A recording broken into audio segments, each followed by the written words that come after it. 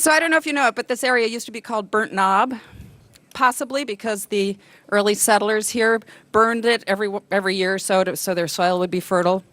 And then it changed its name to Jacob's Folly because the mayor at that time really thought that this should be a park eventually, but the city didn't want to authorize the money for him to buy it.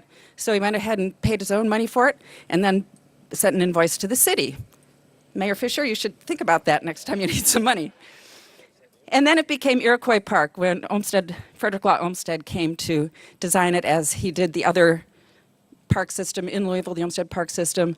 And he designed Cherokee, Shawnee, and Iroquois. And Iroquois he thought was the most beautiful, most natural place he'd ever seen, and that he really couldn't do much to really improve on its beauty.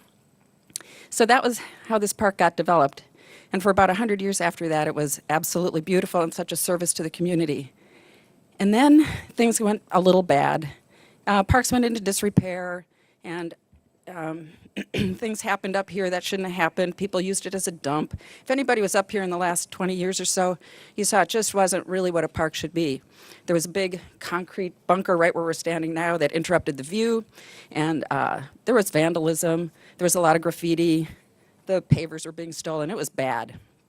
So Metro Parks and Olmsted Parks Conservancy had it high on its priority list to always, this was going to be the project that we really wanted to get done. But it took a while to get the resources put together to do it because this isn't cheap, as you can imagine. So finally, with the help of the city, with the help of the council people, with the private donors, the Olmsted Parks Conservancy, through Metro Parks help, all of the support that we got, we managed to put together the $1.4 million that this project has cost. And now this is what we have to show for it after years of work and lots of support. Thank you to you all, because all of you, whether you donated or not, I know we had the full support of the community behind this. And I know a few other people want to say a few words, and Mayor Fisher, you're dying to get up here in the hot sun, aren't you? Thanks, Mimi. Let's hear it from Mimi and the whole Olmsted Parks Foundation here. Saw Earl Jones here on the board earlier, so thanks to everybody for stepping up. Well, if you're like me, and you must be because you're here, you have been waiting for this opening for quite some time.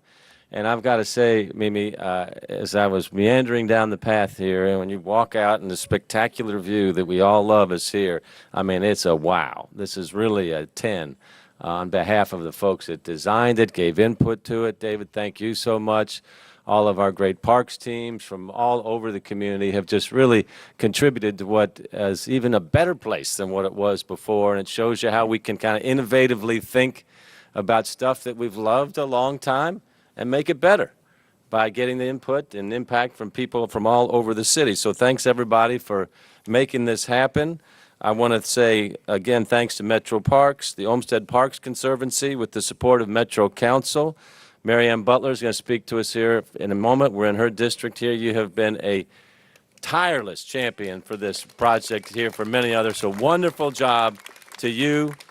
Councilwoman Vicki Aubrey Welch, thank you. Cindy Fowler is here with us as well. And, of course, Metro Council President David Yates. So you guys have really done a great job stepping up and making this happen in such a great way. When you think about what a gift we have in our city to have the Olmsted Parks here, 18 Olmsted Parks. This is the second oldest park that we have here with Iroquois.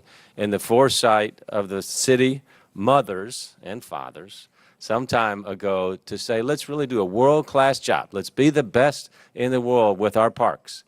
And the wisdom to contract Frederick Law Olmsted and his team, it just continues to pay huge dividends for us today. And I want to say thanks to Mayor Jacob as well, for him just saying, you know what, I'm cutting through all the bureaucracy. I'm just going to make this happen by myself. I do that as well. I just have never sent an invoice to the city for it. So, but thank you to him for understanding that as well. We have just been so blessed here to have what some call Louisville's Yellowstone in our city. And it's clear to see as you drove up here today, you feel like, you know, I'm in a national park type of setting here. And as you come down the path, once again, it's beautiful. So please get the word out to everybody to walk up here, to bike up here. I saw Andy Murphy, president of the Louisville Bike Club, and a few of those guys that have been making our city a better place as well. Murph is getting a round of applause. Looking good. And then, of course, just a couple other things on the park. Iroquois Amphitheater has been doing a fantastic job this year. More and more shows. in the amphitheater. Every year, I was just here this past weekend to hear St. Paul and the Broken Bones. If anybody didn't hear them, they were really good.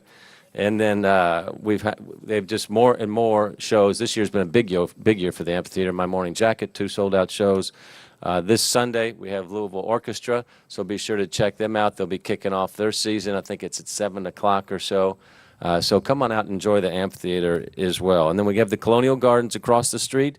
We're waiting for one more property owner's lease to expire, and then that will be transformed over the next couple of years to be a go-to destination here in our city. Do not forget Passion for Pumpkins. It'll be back soon. Sooner than we know it, it's going to be Halloween, so the Jack-o'-lantern Spectacular will be showing its light here on Iroquois Park as well. And, of course, that's turned into something that's tremendous for us as well. So great job to everybody.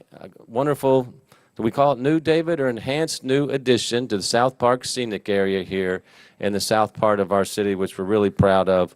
And to talk more about the park and your Metro Park system, please invite up here and welcome Seve Ghose, our Director of Metro Parks, who he and his team are doing a great job for the city. Thanks, Seve. Oh, thank you, Mayor. Thank you, Councilwoman and members of council. Oh, wow, this is a great crowd. So that shows what we, try to achieve in a community like this with the partnerships and the following that we have in Metro Parks and Recreation in Louisville that makes this all possible. So as Mimi said, whether you contributed or you did not, you're still a big part of the system that we treasure here in Louisville. So thank you. With that, I would like to also thank a few of the staff. Without calling their names out, I know they're in different groups of the department.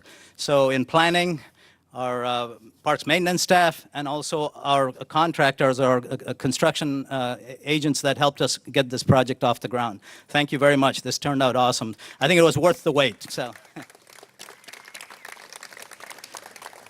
And then looking forward, this is obviously a gem to the system. So as we move forward in our system, we're looking to market and sell this facility to the public and the region around the state and the country a little bit more, because this is truly a treasure, as the mayor said, and a gem in the system.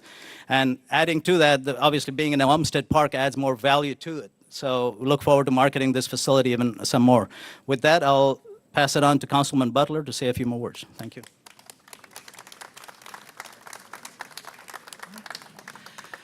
Again, we need to thank Olmstead and the Parks Department, but I also have to thank my fellow council members, because when Mimi came to me and said, we're a little short, I said, we can get it. And I went to caucus, and I think hands went up that weren't even out in this end of town. And so we really have to, if you get an opportunity, go online and send a little thank you to them. But, I grew up off Taylor, and I used to come down here and play as a child. And as one of 7 kids, 4 of us still live in the shadow of the park. I just live right in this neighborhood, so I'm walking it frequently. And I got to tell you, I thank many of you that walk and pick up the litter and use the garbage cans, because we keep the park clean, and that's what keeps it nice. So continue to do that, and hopefully those that litter will catch on. But thank you. Thank you for coming out tonight. It's a beautiful vista. It's a beautiful view, and I can't wait for everyone to get to see it. Okay, now some of you had questions about what the project is all about. If you were able to, please get some of the 8.5 by 14 sheets that show the little map of the walkway that we just were on, that pull out some of the items that we made sure were amenities here in order to stop the erosion and stop the water runoff and other environmental things. That's all I have to say, other than a super big thank you for everybody. And I invite people up here who are going to use the oversized scissors to cut the oversized ribbon over here. For a picture and smile. All right, now let's count down from 3, 2, 1. Hey!